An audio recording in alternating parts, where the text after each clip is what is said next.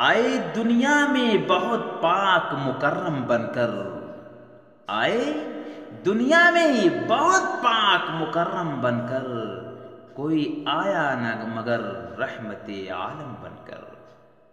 میرے آقا صلی اللہ علیہ وسلم کو اللہ نے تمام جہان والوں کے لیے رحمت بنا کر کے مبعوث فرمایا، جس کو قرآن نے نقل کیا ہے وَمَا أَرْسَلْنَاكَ إِلَّا رَحْمَةً لِّلْعَالَمِينَ،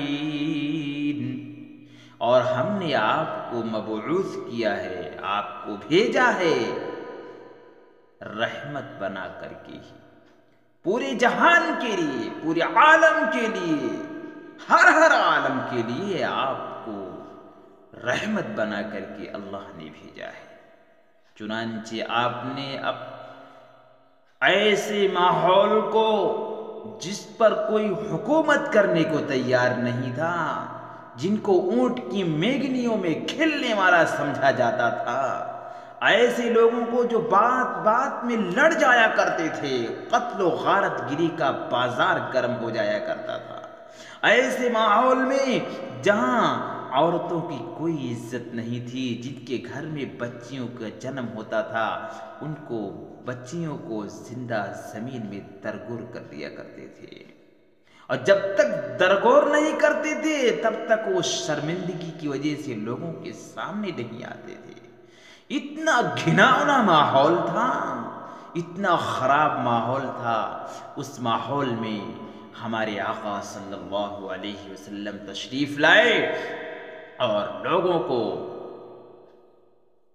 لوگوں کی اس طرح تربیت کی کہ وہ خیر القرون کہلائے۔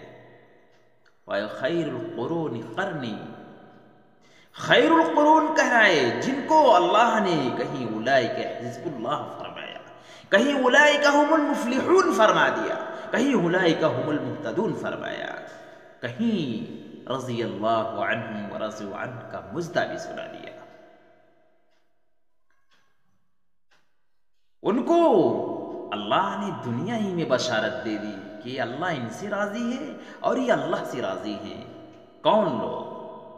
جو گھناؤنے ماحول میں رہ رہے تھے، خراب ماحول میں زندگی بسر کر رہے تھے، ہمارے آقا صلی اللہ علیہ وسلم نے ان کی ایسی تربیت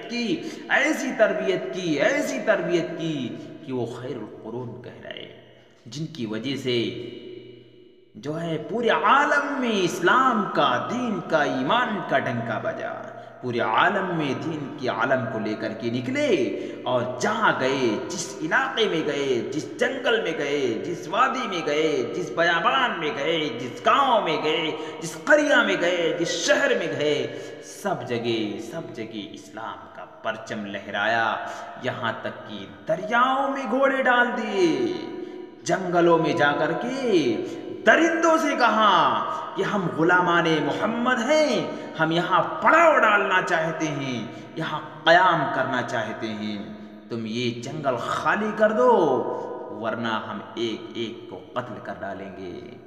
تاریخ شاہد ہے کہ درندوں نے اپنے اپنے بچوں کو اپنے منہ میں لیے، جنگلوں کو خالی کیا، اور وہاں پر عاشقان رسول، غلامان محمد نے پڑاؤ ڈالا۔ پوری دنیا کے اندر جنگلوں میں، دریاؤں میں، شہروں میں، دیہاتوں میں، ہر جگہ پر اسلام کا علم بلند کیا۔ کون لوگ؟ وہ لوگ جو جن کو اونٹ کی میگنیوں میں کھیلنے والا سمجھا جاتا تھا، اور جن کو یہ کہا جاتا تھا کہ یہ تو بہت بیکار لوگ ہیں۔ میرے آقا صلی اللہ علیہ وسلم کی رحمت کا نتیجہ کہ وہ لوگ پوری دنیا میں رحمت بن کر کے چھا گئے۔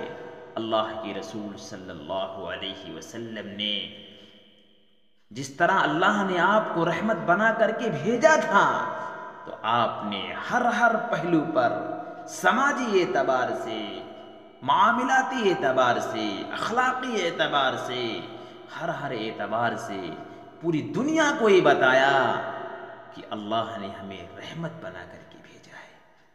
ہمیں رحمت بنا کر کے اس موقع کو یاد کریے جب طائف والوں نے آپ پر ظلم اٹھایا تھا، پتھروں کی بارش کی تھی، گالیاں دی تھی، آپ پر ظلم کیا تھا، آپ کے جسم کو لہو لہان کر دیا تھا.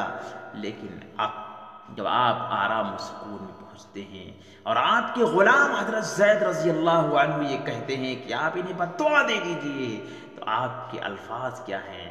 غور کیجئے. آپ فرماتے ہیں اللہم اہد قومی فإنہم لا یعلمون. اے اللہ میری قوم کو تو ہدایت دے دے، یہ مجھے جانتی نہیں ہے. اگر یہ جانتی تو ایسی حرکتیں نہ کرتی. ہمارے آقا صلی اللہ علیہ وسلم کے اوپر ظلم اٹھایا گیا، پورا جسم خون سے تر ہے، جوتیاں پیر سے چپک چکی ہیں خون کی وجہ سے، لیکن اس کے باوجود بھی آپ نے یہ نہیں کہا اللہ انہیں غارت کرے. یہاں تک کہ پہاڑوں کے فرشتے پہنچ گئے کہ اگر آپ حکم دیں تو ہم ان طائف والوں کو ان پہاڑوں کے بیچ میں پیس دیں، ختم کر دیں، نیست و نابود کر دیں.